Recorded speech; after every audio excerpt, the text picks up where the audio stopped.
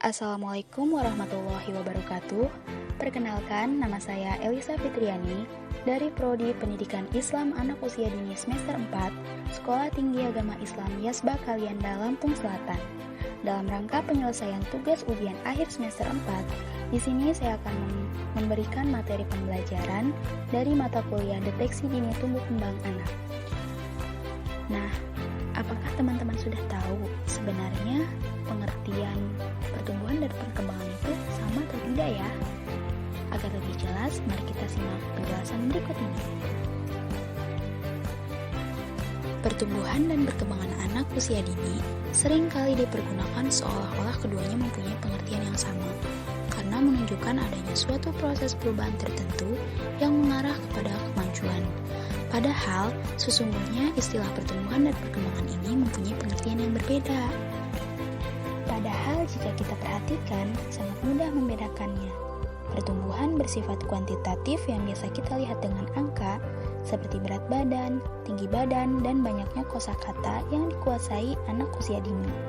Sementara perkembangan adalah perubahan struktur dan fungsi suatu organ yang bersifat kualitatif dan dapat dilihat dari perilaku anak, seperti cara memecahkan masalah atau kemampuan berkomunikasi secara verbal. Dengan mengetahui perbedaan antara tumbuh dan kembang, orang tua dapat memberikan stimulasi agar pertumbuhan dan perkembangan anak dapat dicapai secara optimal. Karena pertumbuhan dapat diukur menggunakan besaran, maka cara menstimulasi anak adalah dengan memberikan gizi yang cukup dan seimbang agar tinggi badan dan berat badan sesuai dengan usia anak usia dini.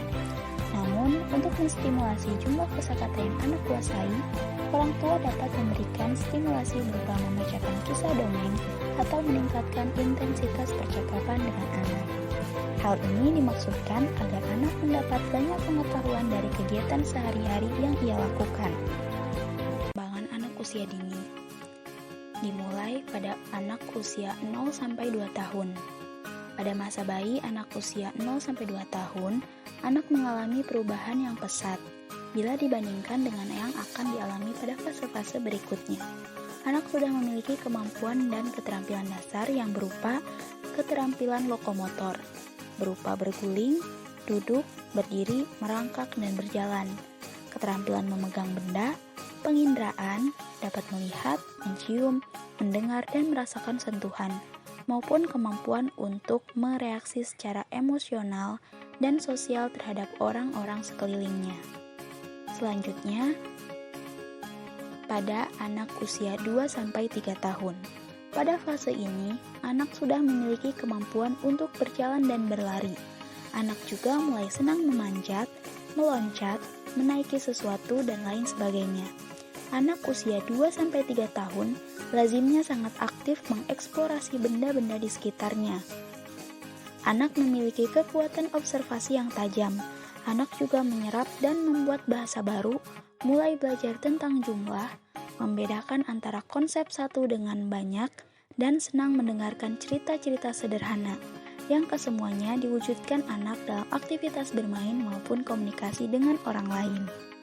Selanjutnya, pada anak usia 3-4 tahun. Pada fase ini, anak masih mengalami peningkatan dalam berperilaku motorik, sosial, berpikir fantasi, maupun kemampuan mengatasi frustasi.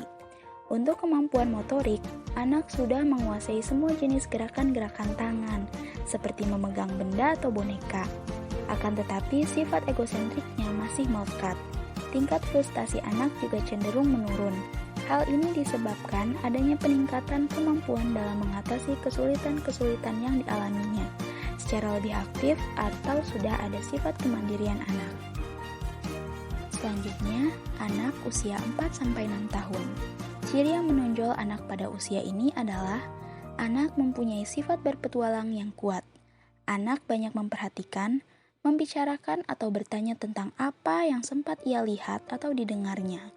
Minatnya yang kuat untuk mengobservasi lingkungan benda-benda di sekitarnya membuat anak senang bepergian sendiri untuk mengadakan eksplorasi terhadap lingkungan di sekitarnya sendiri. Berdasarkan tahap perkembangan tersebut, jadi dapat disimpulkan bahwa anak usia dini merupakan masa yang kritis dalam sejarah perkembangan manusia. Masa anak usia dini ini terjadi pada anak usia 0-6 tahun atau sampai anak mengikuti pendidikan pada jenjang pendidikan anak usia dini atau prasekolah. Pada masa ini terjadi pertumbuhan fisik dan psikis yang sangat pesat. Ciri-ciri tumbuh kembang. Yang pertama, setiap pertumbuhan disertai dengan perubahan. Dan yang kedua, perkembangan awal menentukan perkembangan selanjutnya. Dan yang ketiga, proses pertumbuhan dan perkembangan anak memiliki kecepatan yang berbeda. Dan yang keempat, perkembangan selalu berkolerasi dengan pertumbuhan. Dan yang kelima, perkembangan mempunyai pola yang tetap. Dan yang keenam, tahapan perkembangan selalu berurutan. Faktor yang mempengaruhi kualitas tumbuh kembang anak terdiri dari faktor internal dan faktor eksternal. Faktor internal meliputi yang pertama ada genetik atau keturunan dari orang tuanya, dan yang kedua kromosom, dan yang ketiga yaitu umur, dan yang keempat ada jenis kelamin. Sedangkan untuk faktor eksternalnya meliputi yang pertama yaitu ada prenatal atau masa di dalam kandungan, dan yang kedua yaitu persalinan atau posisi anak saat masa persalinan, dan yang ketiga yaitu postnatal, di mana itu adalah masa setelah anak dilahirkan. Nah, itulah faktor-faktor yang dapat mempengaruhi tumbuh kembang anak. Sebenarnya apa sih yang dimaksud dengan deteksi dini tumbuh kembang anak itu?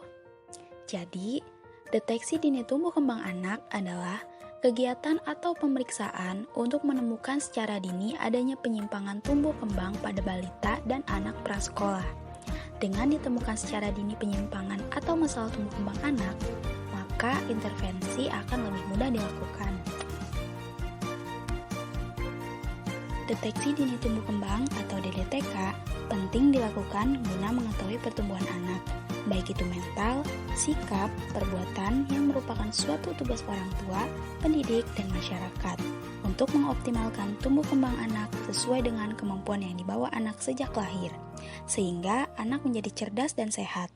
Namun, harus selalu dipantau melalui deteksi dini tumbuh kembang anak secara rutin dan teratur, agar tidak terlambat apabila terjadi masalah dengan tumbuh kembangnya. Nah, itu dia pembahasannya.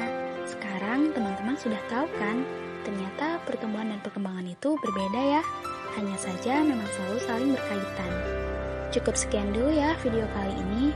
Terima kasih, semoga bermanfaat. Sampai jumpa. Wassalamualaikum warahmatullahi wabarakatuh.